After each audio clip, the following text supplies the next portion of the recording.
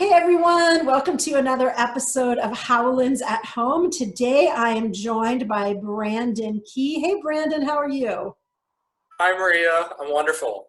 Thanks for joining us today. So to start out with, why don't you introduce yourself, tell us a little bit about yourself and a little bit about your time at camp so far. Well, my name is Brandon. I am from Winston-Salem, North Carolina. I am going into the third year staff member, camp photographer once again.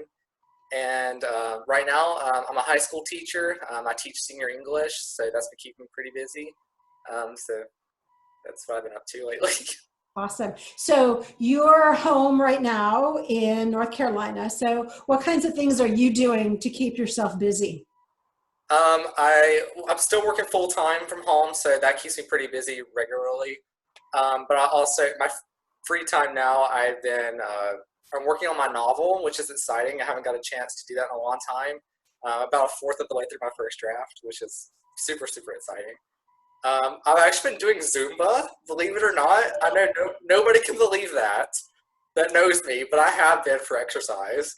I've been watching a lot of movies. I've even been doing a lot of Zoom calls and just random messages to people I haven't seen in a long time. Mhm. Even some friends from college that I haven't seen in 4 or 5 years. So That's it's awesome. So what's your novel about? What are you writing about? Can you tell us, or is it like top secret? I'm keeping this one pretty close to the chest for Okay, now fair because enough. I actually am going to actively seek publication for it. But it is a mystery thriller, I will say that. Awesome. Oh, that's exciting. As you can see, I do enjoy books. I have many books on my bookshelf. So, send me an advance copy. Okay, It's so personalized. yeah, yes, I would like it autographed. Absolutely. So tell us about your favorite camp memories. What sticks out for you? Ooh. I think a big one last year was during one of the campfires, and I don't remember which one it was, but the red light green light song was such a bop, and it lasted the entire summer. But we were at the campfire, and someone randomly started dancing during Tom's performance, and we stirred up the biggest dust cloud ever in the airstream, and everyone's coughing and we can't see anything, but everyone's laughing and having a good time about it. And that was really cool to see because everyone was together. And then I think doing the Hetz Girl lip sync was really exciting because I grew up with Scooby Doo, and these kids were excited about Scooby Doo because I guess they also grew up with Scooby Doo apparently. And that was one of my favorite lip sync I've ever been a part of.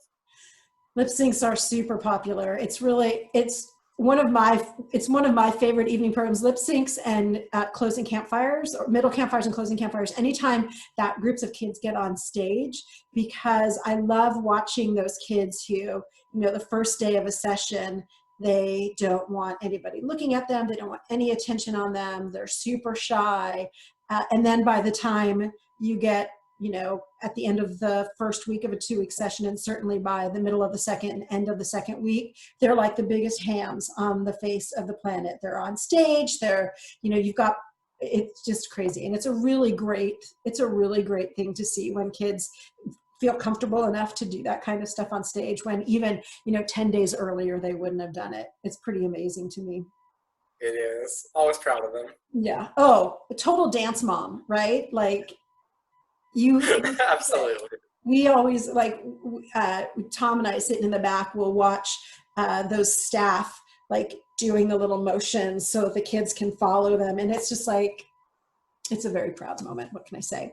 Okay, so you've been at camp for a few years now. What kinds of things do you feel like you've learned at camp that you've been able to use in your life outside of camp?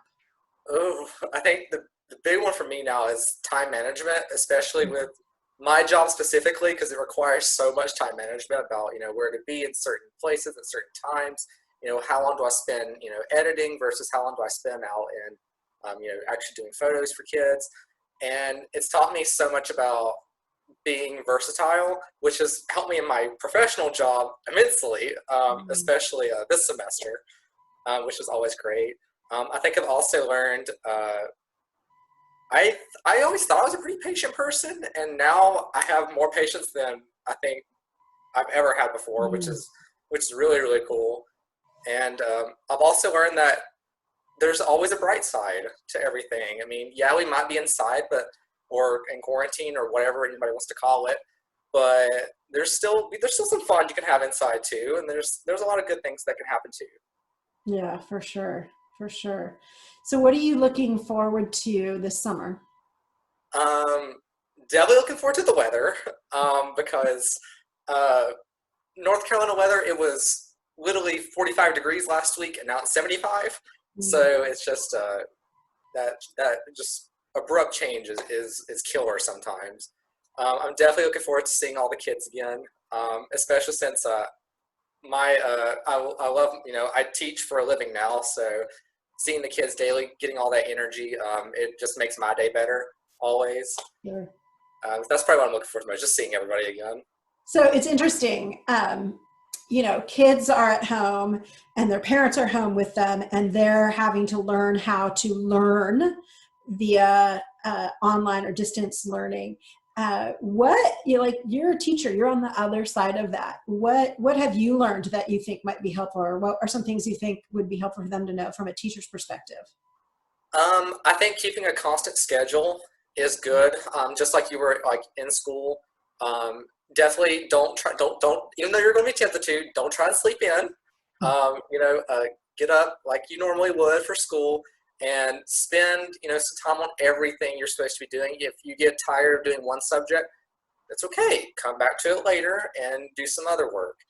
And I think the time for right now is just don't be afraid to reach out for help, Mm. because that can be a little bit more difficult. So with our, only electronic use right now, or only distance right now. But it's okay to still ask for help, even if you're at home, whether from your teacher or from your parents. It's okay. Mm. Great. Great. So we've asked everyone to come with a camp song. So what are you going to sing for us? Well, I'm wearing red, so my camp song is going to be Little Red Wagon. Okay. So you can't ride in my little red wagon.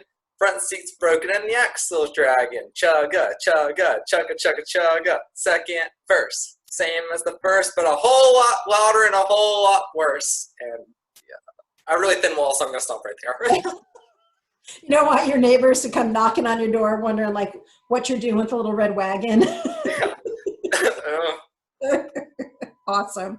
Awesome. So aside from this, the school piece of it, all of our campers are sitting at home, they're not able to go to school. They're not able to see their friends.